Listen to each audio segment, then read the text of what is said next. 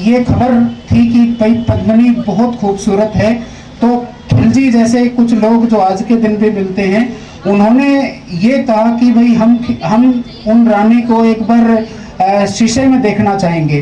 तो वहाँ के एक सेनापति थे गोरा, रावल रतन सिंह जी के सेनापति थे गोरा। उन्होंने कहा कि ऐसा कैसे हो सकता है कि आप इसको शीशे में भी कैसे देखेंगे, मेवाड़ी महारानी हमारी शोभा है, हमारा गौरव है। तो रावल रतन सिंह गुस्सा हो गए इस बात पर और उन्होंने कहा कि तुम राजनीति नहीं जानते हो, तुम चले जाओ यहाँ से छोड़ के। तो उस समय जहाँ तक लोक श्रुति है, जहाँ तक साहित्य कहता है कि गोरा की उम्र 85 वर्ष थी। जिस उम्र में लोगों को होश नहीं होता, उस समय गोरा ने कहा था कि ये तो मैं राजा में ईश्वर का रूप देखता हूँ, इसलिए मैं दुखी होकर यहाँ से जा रहा हूँ। लेकिन आज के दिन मेवाड़ राज्य वंश में तो क्या इस धरती पर कोई योद्धा पैदा नहीं हुआ जो मेरी तलवार तक को हाथ लगा सके। तो मैं यहाँ से, और उनके एक भतीजे बादल जो कि वीरता के प्रतिमान है, खिलजी ने छल किया और बहाने से गोरा को धोखे से रावल रतन सिंह को दिल्ली कैद करके ले गया। और अब खिलजी का एक संदेश आता है, मैं वो सुनाता हूँ। शुरू करता हूँ मैं। दोहराता हूँ सुनो रक्त से लिखी हुई कुर्बानी, दोहराता हूँ सुनो रक्त से लिखी हुई कुर्बानी, जिसके कारण मिट्टी भी चंदन है राजस्थानी। दोहराता हूँ सुनो रक्त से लिखी हुई कुर्बानी, जिसके कारण मिट्टी भी चंदन है राजस्थानी। रावल रतन सिंह को छल से कैद किया खिलजी ने, कालजयी मित्रों से मिलकर दगा किया खिलजी ने। खिलजी का चित्तौड़ दुर्ग में एक संदेशा आया, जिसको सुनकर सत्यशौर्य पर अंधियारा छाया। 10 दिन के भीतर पद्मिनी का डोला यदि न आया, यदि न रूप की रानी को तुमने दिल्ली पहुंचाया, तो फिर राणा रतन सिंह का शीश कटा पाओगे। शाही शर्त न मानी तो फिर पीछे पछताओगे। अब क्या हुआ, ये दारुण संवाद लहर सा दौड़ गया रण भर में, ये बिजली की तरह क्षितिज से फैल गया अंबर में। महारानी हिल गई, शक्ति का सिंहासन डोला था सतीत्व मजबूर जुर्म विजयी स्वर में बोला था। रुष्ट हुए बैठे थे सेनापति गोरा रणधीर, जिनसे रण में भय खाती थी खिलजी की शमशीर। अन्य अनेकों मेवाड़ी योद्धा गढ़ छोड़ गए थे, रतन सिंह की संध नीति से नाता तोड़ गए थे। पर रानी ने प्रथम वीर गोरा को खोज निकाला, वन वन भटक रहा था मन में तिरस्कार की ज्वाला। पद्मिनी ने गोरा को खिलजी का पैगाम सुनाया, पर अपमानित वीरता का ज्वार नहीं मिट पाया। बोला मैं तो बहुत तुच्छ हूँ, राजनीति क्या जानूं, निर्वासित हूँ राज मुकुट की हट कैसे पहचानूं। बोली पद्मिनी समय नहीं है वीर क्रोध करने का, अगर धरा की आन मिट गई घाव नहीं भरने का। दिल्ली गई पद्मिनी तो फिर पीछे पछताओगे, जीते जी रजपूती कुल को दाग लगा जाओगे। राणा ने जो किया कहा वो माफ करो सेनानी, ये कह गोरा के चरणों पर झुकी पद्मिनी रानी। ऐसी लोक श्रुति है कि रानी पद्मिनी गोरा के चरणों पर झुकी है, और गोरा उस गोरा सेनापति के चरणों पर जो राजा में ईश्वर का रूप देखता है। अब गोरा के सारे मलाल मिट गए और गोरा घबरा गया कि रानी झुक रही है ये क्या करती हो। गोरा पीछे हट बोला और रजपूती गरिमा का फिर धधक उठाता शोला। महारानी हो तुम सुशौर्या कुल की जगदम्बा हो, प्राण प्रतिष्ठा एक लिंग की ज्योति अग्निगंधा हो। जब तक गोरा के कंधे पर ये दुर्जय शीश रहेगा, महाकाल से भी राणा का मस्तक नहीं कटेगा। जब तक गोरा के कंधे पर ये दुर्जय शीश रहेगा, महाकाल से भी राणा का मस्तक नहीं कटेगा।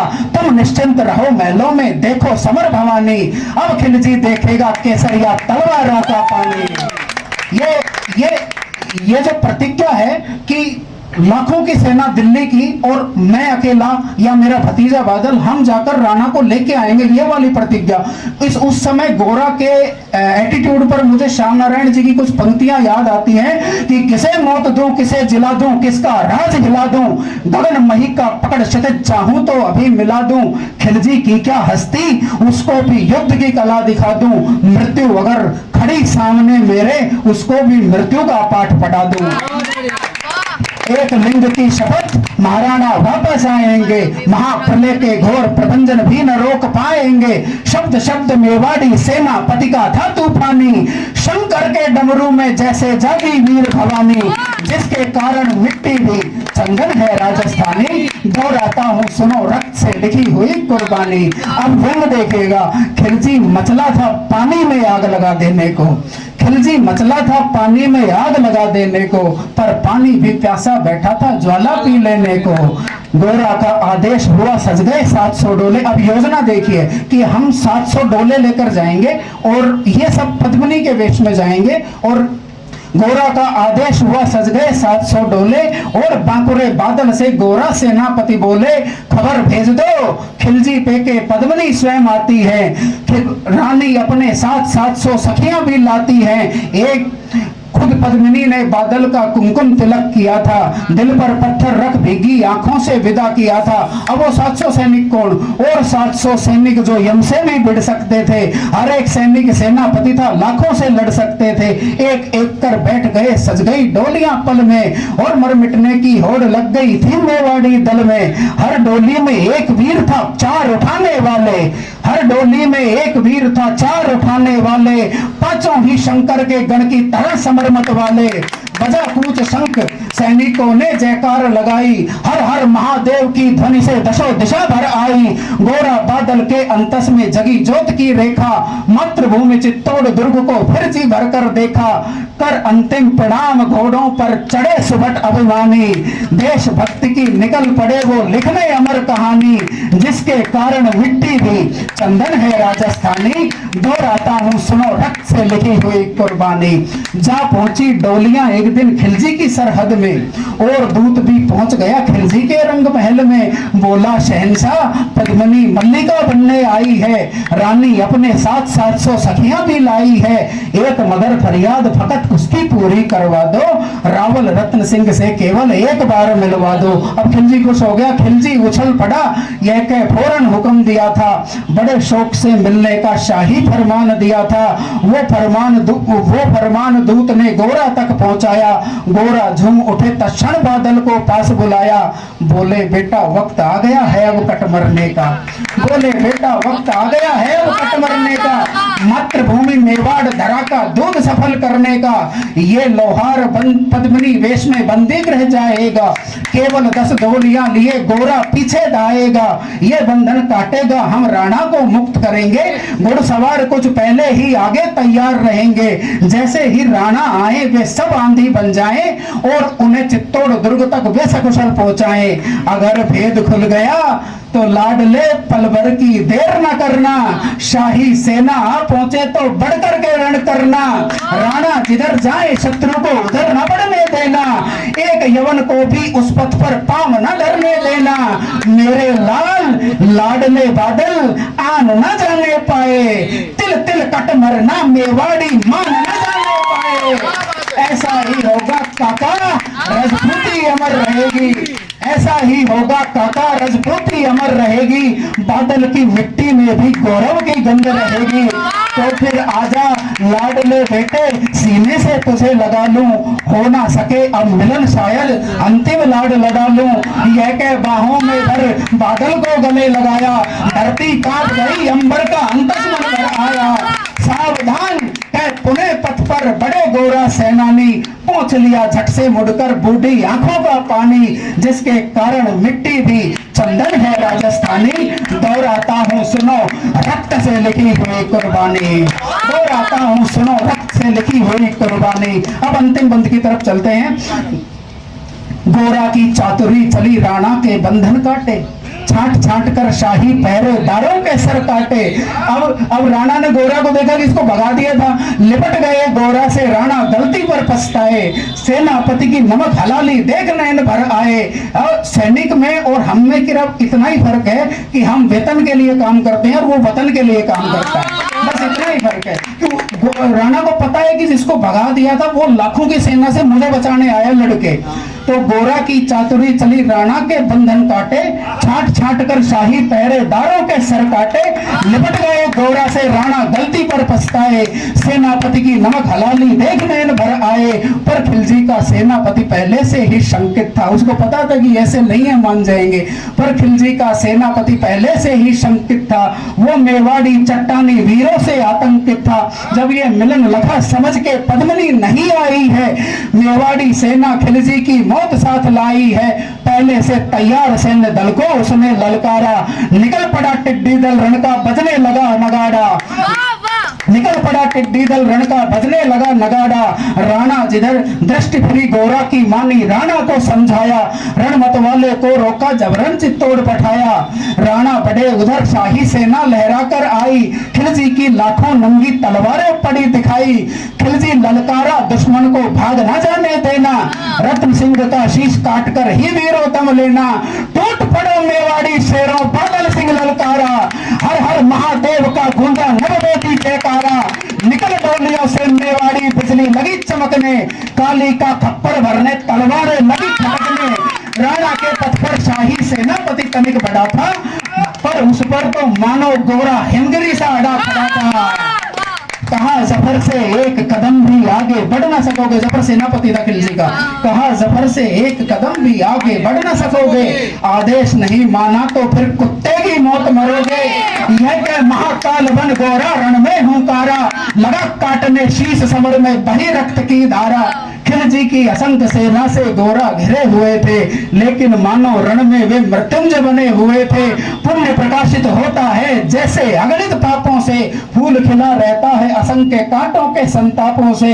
वो मेवाड़ी शेर अकेला लाखों से लड़ता था, बड़ा जिस तरफ तीर उधर ही विजय मंत्र पढ़ता था।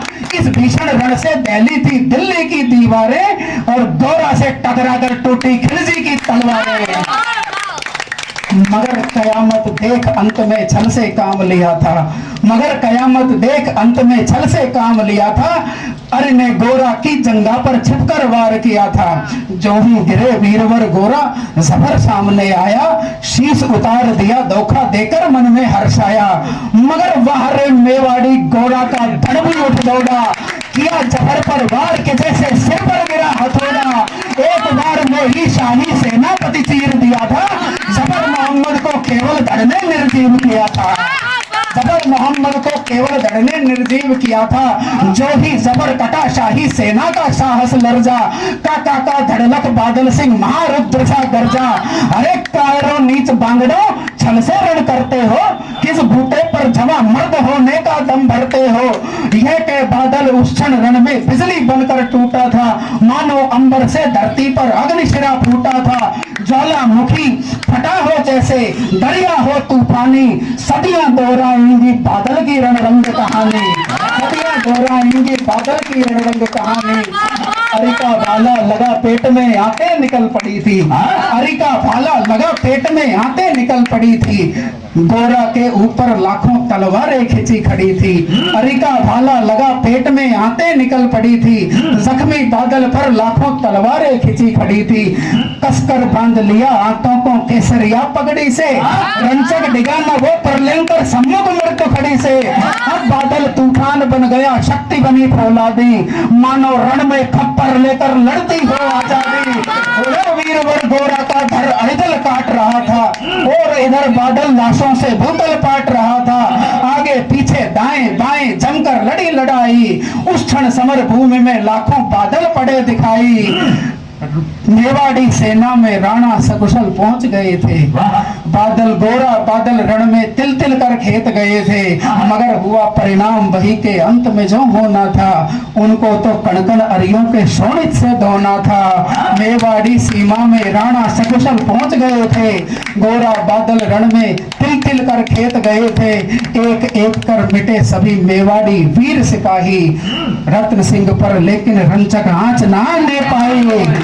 एक एक कर मिटे सभी मेवाड़ी वीर सिपाही, रत्न सिंह पर लेकिन रंचक आंच ना ले पाई।